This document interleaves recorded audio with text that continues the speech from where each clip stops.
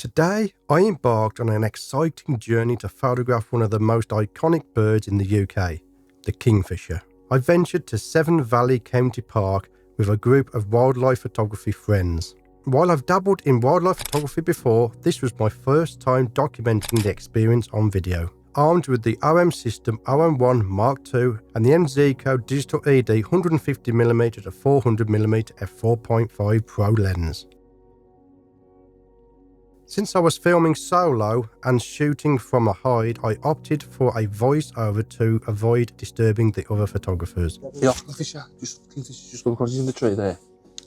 He's there in the tree. It took some time for the Kingfisher to make an appearance, but unfortunately, it stayed out of sight, leaving me without a chance to capture a photo. Kingfisher photography is as much about patience as it is about skill. While waiting for the star of the show to appear, I was kept entertained by a curious robin repeatedly visiting for food. Using this opportunity, I snapped a few shots of the robin to practice composition and settings, a small warm-up before the main event. While I waited, I couldn't help but reflect on how kingfishers are incredible indicators of a healthy ecosystem. These birds rely on clean, slow-moving water to hunt their prey, making their presence a sign that this environment is thriving. Yeah. Finally, the Kingfisher arrived, perching in a spot with a challenging white blowout in the background.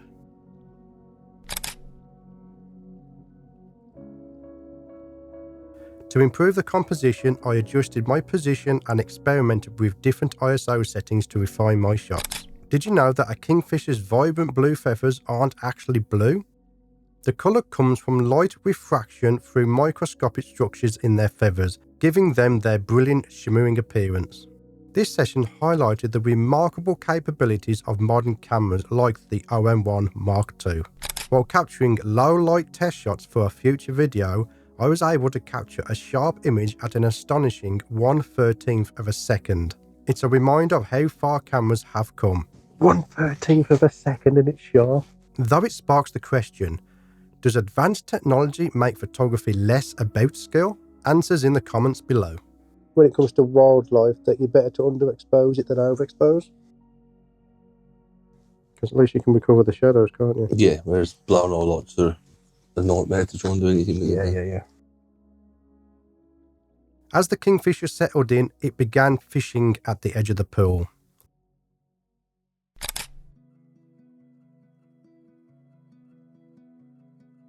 After capturing its prey, it perched gracefully on a post, a perfect moment to capture its vibrant plumage. We haven't have to wait long, have we, to get... No. I was doing my intro when he turned up. I guess I'll just do my intro as a voiceover instead, I think. I'm glad we're in the height of this rain. True to form, the day was gloomy and rainy, conditions that would usually deter me as a macro photographer. But wildlife photography demands flexibility and resilience, and the weather added a unique atmosphere to the experience. If the bird's moving, what shutter speed would you use then? If it's just like walking or something like that?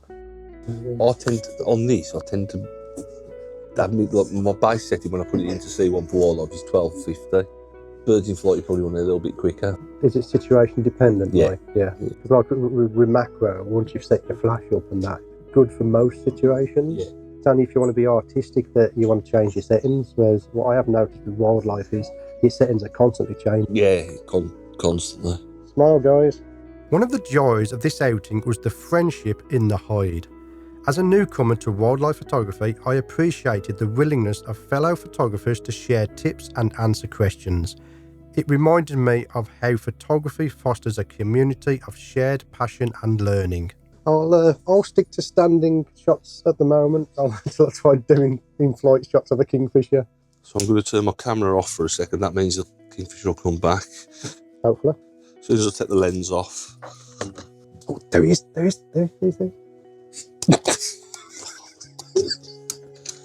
Send me into panic mode. That's why you need two bodies, Rich. So is this considered bad lighting for wildlife? It's always bad lighting for in the UK, isn't it? Throughout the day, I adjusted my settings to adapt to the lighting conditions.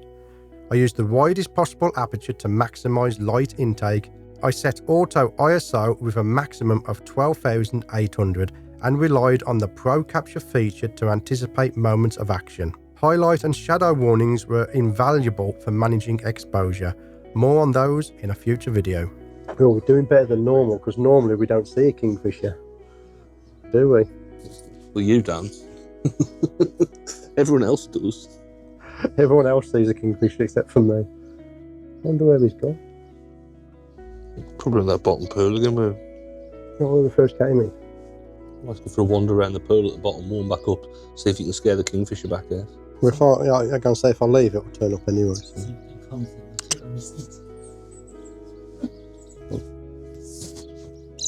Hello. I can't believe how close they come in. Got a robin that keeps perching up on that branch there, so I'm going to see if I can get a shot of him. Yeah, but you want him on the end, you're away from the park. I'll photograph that while we wait for the kingfisher.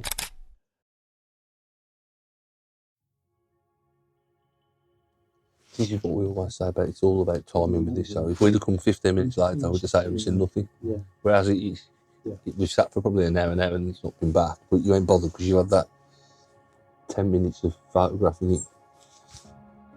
There's just dived again, there he is. I can see it now, straight in front of me. Yeah, where that coot is now coming across. See the coot coming across the bottom? No. The black coot at the bottom of the water, over there. On the island? No, over there. Over there? Yeah. See that black bird at the bottom there? Oh, fuck. It's directly above that. See?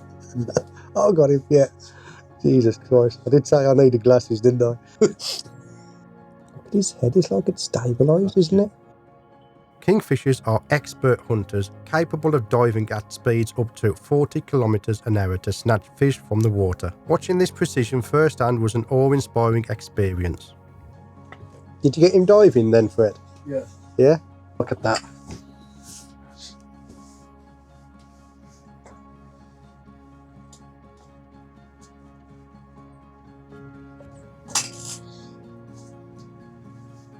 Yeah, very nice. A little bit of excitement there, wasn't there? As he came in and did some fishing. I noticed an interesting difference between new and experienced wildlife photographers. While I was eager to photograph anything that moved, the seasoned photographers were focused on the kingfisher. It reminded me of my early days with a camera when everything was fascinating and worthy of a shot. Yeah, I know I've only been out a couple of times, but I've learned that there's some gear that we need, binoculars.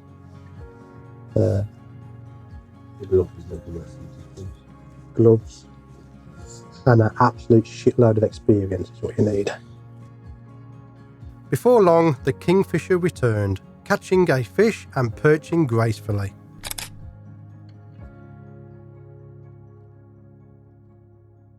Hopefully I've got enough battery to last till he comes around. I've got another battery if you need another one. In the afternoon, the lighting shifted, casting warm hues that beautifully accentuated the vibrant blue tones of the kingfisher.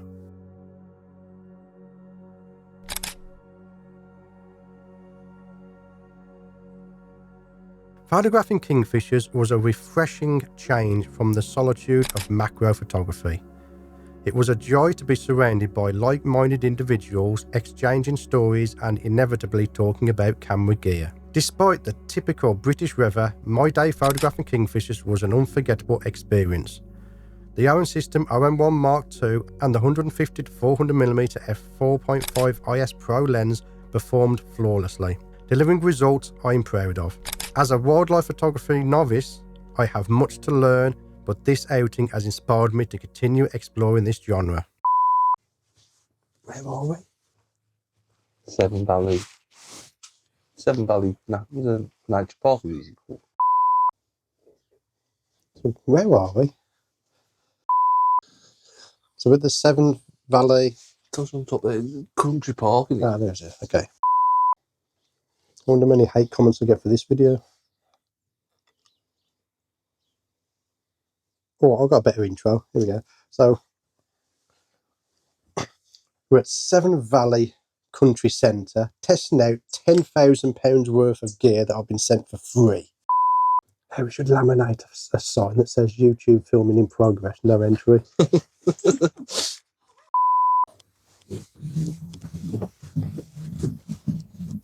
Who's that? My stomach.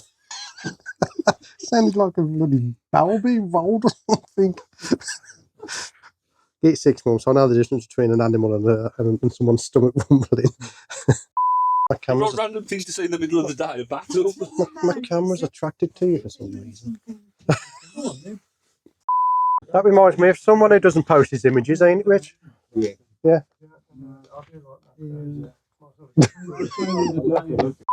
Thank you for sticking to the end of this video. If you enjoyed it, then please subscribe and click the like button. It really does help out the channel.